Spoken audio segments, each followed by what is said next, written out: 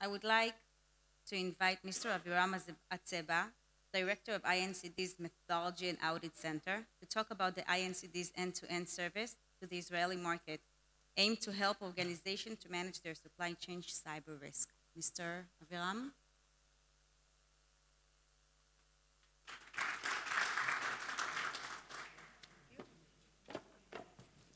Hi. I served for many years in the Israeli Air Force.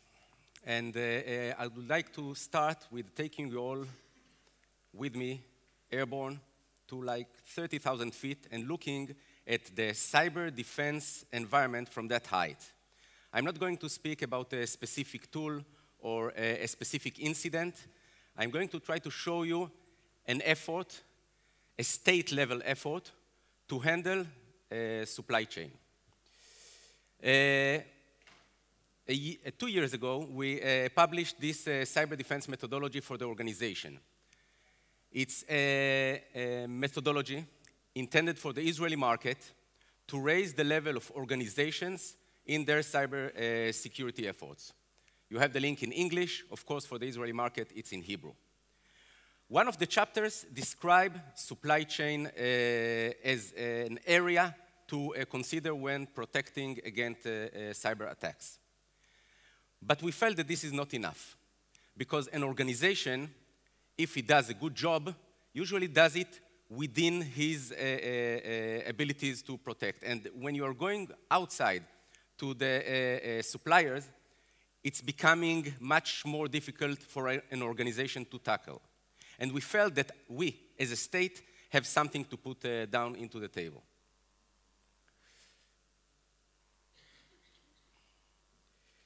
The motivation, Stefan described before lunch, the motivation. We know that many of the cyber attacks are generated within supply chain and through them to the organizations. Chen described right now an attack like this.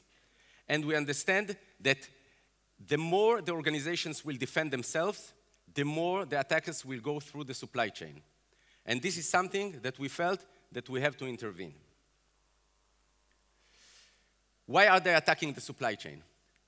Because they can get the same effect, they can get to the same data with very different level of protection.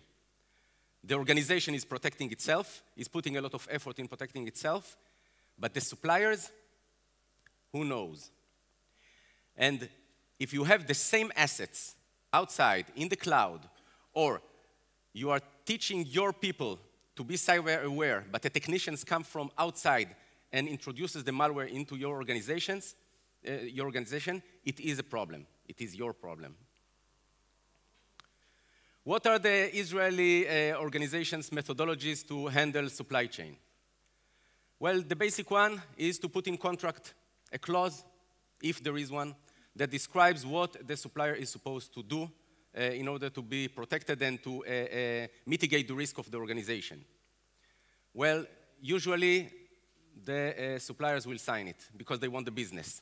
They don't really care about what is written there. And if they care, usually they don't understand what is written there.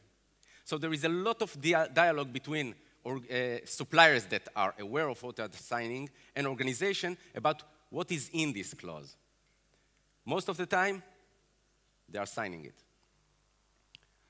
Second thing, let's audit them. Let's send an auditor to the supplier and see whether he meets the requirements. But the efforts and the budget for organizations is limited, so they are sending it to specific suppliers. But as we know, the weakest link is the one that the attacker will attack, so we will come from a different place. And last but not least, and most organizations are using this third methodology, is hoping nothing will happen.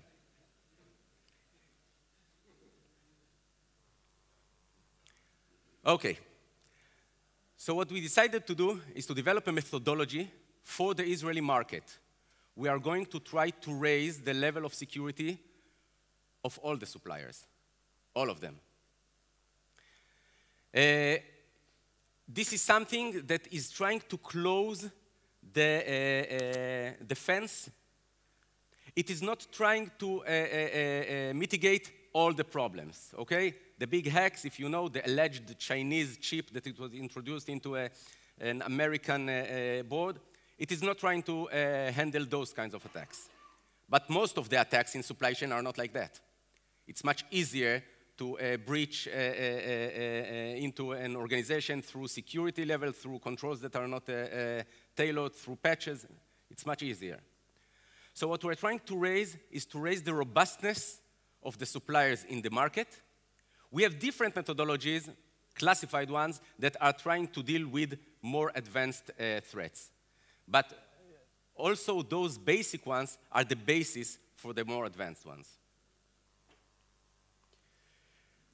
And who are we trying to cover? If we take the attackers and we divide them into various aspects, we're trying to tackle all the attackers except for the very high government, you know, military, highly sponsored ones. We're trying to cover all motivations except the military and political ones. All the targets, from small, medium businesses to enterprises and critical infrastructures, and from all impacts. So, relatively broad area of supply chain attacks. And this is the scheme that we built.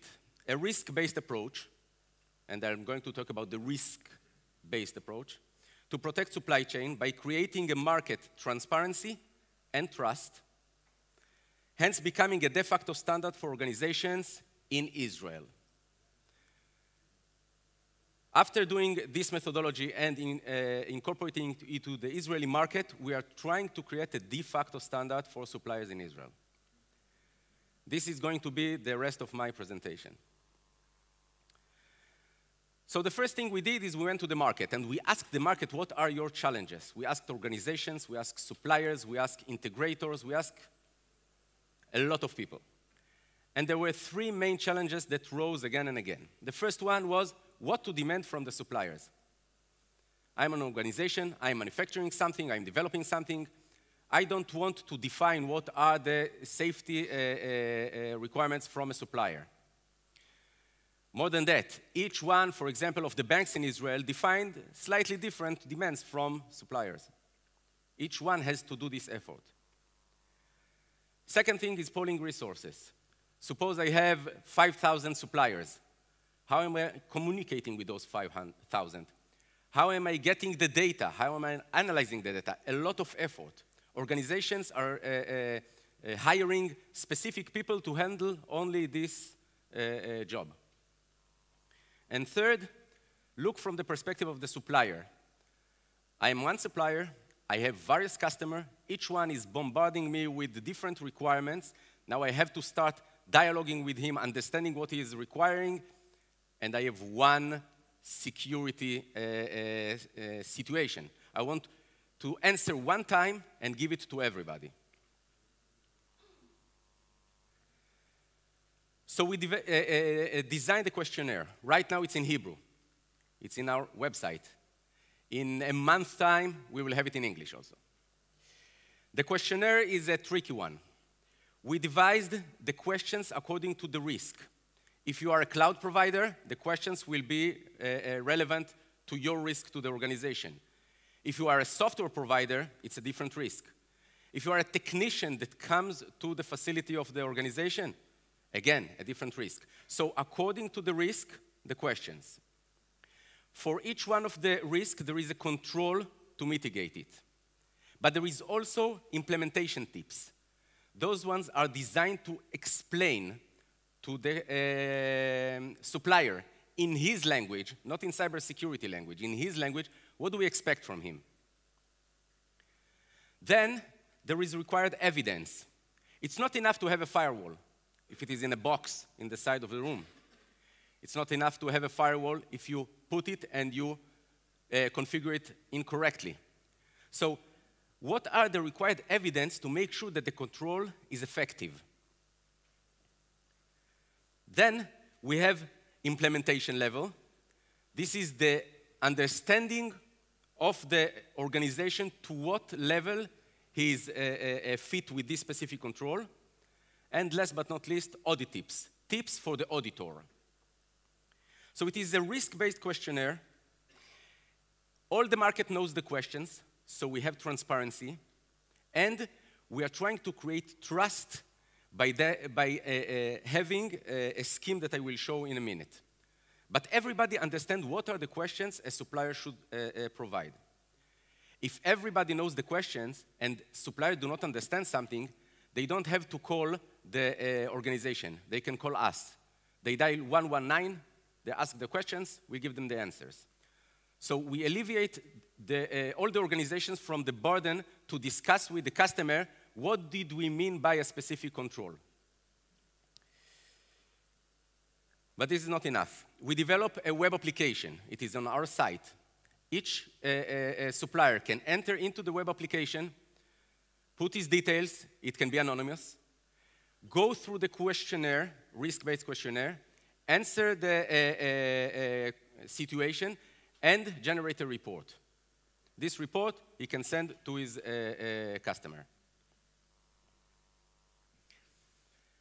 But we understand that a self-assessment report is not enough for everybody. So we created a 3-layered certification scheme. Level A is self-assessment. This is excellent for the lawyers. The CEO or a lawyer signs this self-assessment, and if there is a breach, we can check whether he met the minimum requirements or not. But there are suppliers that are more risky. For those ones, we have the self-assessment with evidence. It's not enough that the lawyer signs. Please provide us the technical evidence that we defined showing that the control is effective. So if you said that there was a board meeting discussing cybersecurity, please provide a report. If you said that your architecture is safe, please provide the architecture. This is not through our system, of course. We don't want all this information to be loaded and be hackable. All this information goes through a different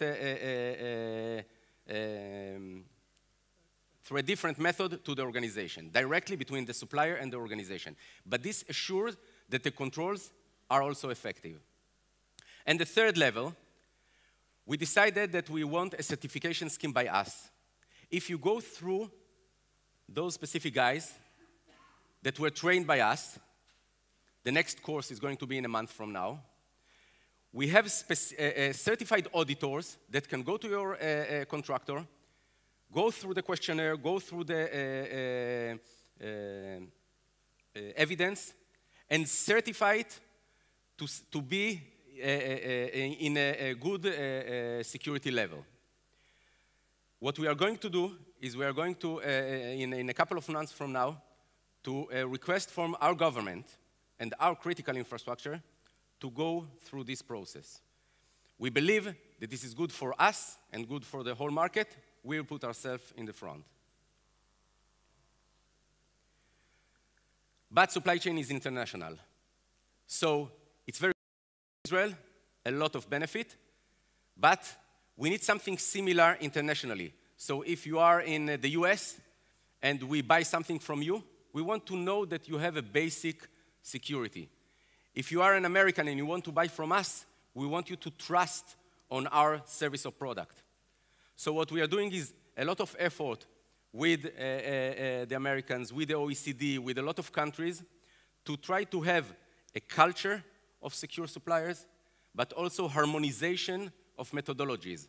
So if you develop your own methodology, we will look at it and we will say, yes, it's okay by us, and then we can have some kind of harmonization between methodologies. So what we did is we developed a supply chain hygiene methodology, risk-based, evidence-based. This is the what. The who and how is we are having our own auditors, and we are having a secure supply certification, thus creating trust in the market. We have an application that is free for the market, and we have a 3-layered certification scheme. All this information is right now in Hebrew in our website. Hopefully in a month or two, it will be also in English in our website. and you are invited for questions.